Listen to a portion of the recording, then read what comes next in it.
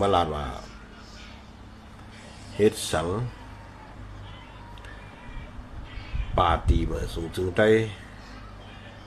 เจียมไม่ได้ผีอินโพเขาในจุ่มปาตีเมื่อสูงจึงได้นะ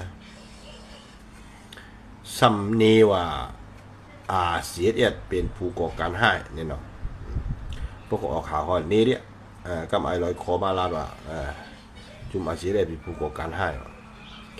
เฮ็ดสังวันไหนปอดห้องว่าสีป้อว่าลาเชียวเนี่ยมันเอาหมักแล้วว่ายบใส่เฮิดกวนหวานกวนบ่เหลียวว่าเสียงหมดจึงซื้อห้ำฮัดลาดจึงซื้อห้ำฮัดว่ามันเอากุนคือไตเขาตายในเป็นกระหือหลายหมื่นหลายเฮงเราตายมาเนี่ยจึงซื้อห้ำลาดว่ามันเป็นผู้ก่อการให้ชุดจำฮัดว่ามันตกชุมดีลาเชียวชิโกกางสิสวมไปกับจอยแทนกันอย่าว่าเดสุดีฮัดว่าเมื่อมานยึดเมืองมีหน่อยละยึดเมืองสูกับกำแถมสูว่าสูกำแถมผ่านซึ่งมันโหปากเต็มสูก็ปืนฝ่าวผีอินโพเหมือนมาเซมานี้อันนี้เป็นลองเต้มันเป็นมาจากเอามาตีสูละลายเนี่ยข่าวเยอะเลยนะเฮ็ดสังเพราะเขาเป็นไต้หนังกันสมัยนี้ว่าเป็นผู้ก่อการให้อาเซียนกับยื้อเบิ้นกันเหรอกับเฮียรักเบิ้นตั้งกันเหรอก็ต้องหันในดีกำบานน้ำเนี่ยนะว่าคนมือดูย้อนมาหันกว่าอาเซียนอันโบราณไตตายดังปะทองกับ8 ก้อนก็คนเมืองไตตกย้อนมาเขาก็มือเอาห่มลงบนคนเมืองไตก็กระสุ่มกินน้ำเนื้อจุ่มปาดิมาจุ่มที่เต็มกินน้ำหั่นใจไว้เมื่อแขนตีเก็บขวัญเขาแขนตีเก็บขวัญเขาแขนปืนตีเขาเนว่าเป็นคนเมืองหับ2 ตั้งกับห้องเอาดังบอลอยดังวายเนี่ยวิดีโอต่างขึ้นมาตึกโคลายเนาะกูวันนี้ก็เมื่อซื้อนี่ก็ตึกกันแทงลำมันแทงลำยืนโคลาย3 ก่อนะคนหาผักเยอะดังค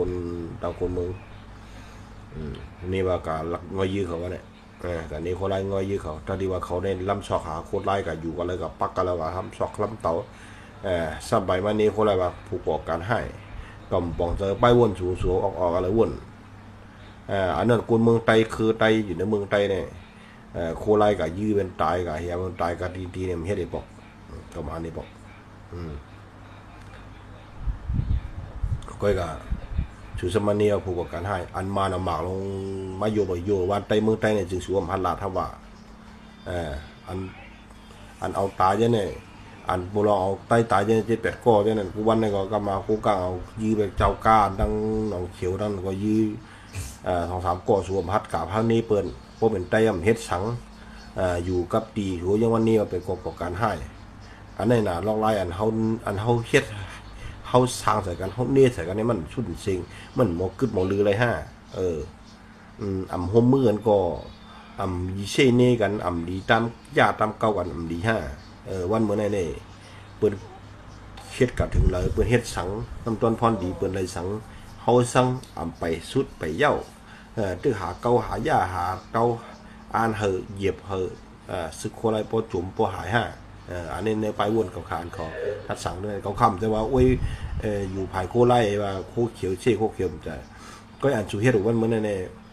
มันเตื้อยวนโหใจคนเมืองไทยเขาติเตะ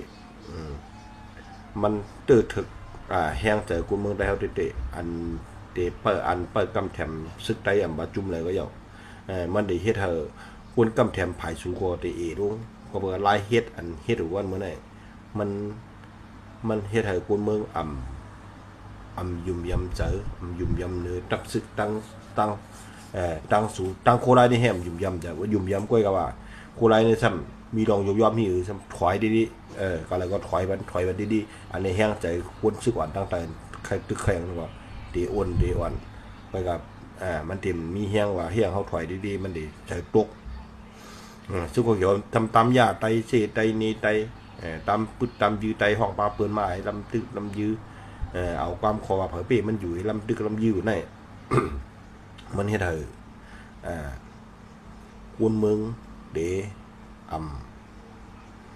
เคยปันแห้งก็สู่กลุ่มตึกกันยื้อกันที่เคยปันแห้งบาจุ่มเลยก็เยา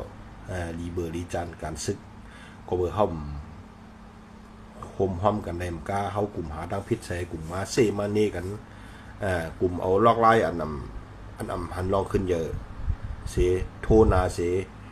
นี่ไต้กันว่าเป็นผู้ก่อการให้อันเปลี่ยนเปิ้นเอาหมากมาโยบเมืองเฮาใน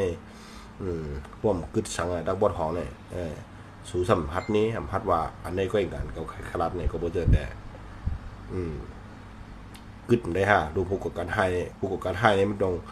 กะวางหมากตีเนี่ยเอาคนเมืองเลยรู้ตายจะเนี่ยกะยาเฮ็ดลอมดีแต่คนเมืองไต้เฮาอันนี้ดีนี่อันดีว่าอันมาหมักออกมาอยู่วันเมืองไต้เป็นกวนเป็นชังตั้งอย่างแหวเป็นกวนเมืองฮะเป็นชื่อข้าเนี่ยอันนั้นหมักมาอยู่นั่นมานั่นนั่นอันชุดตึกมาเนี่ยก็ชุดตึกกันถึงกลางเฮือมีนี่เขาเลยไอ้จุ่มมันลุกขึ้นอยู่นั่นแหละป่วยว่าชุดตึกแช่มาอยู่ด้วยวันไต้ได้เหลียวหมดอ่ะชุดยี่อ่านเอาเมืองไต้เหลียวบนเมืองไต้ได้ขามขี้ชมกันบ้างเหมือนนั้น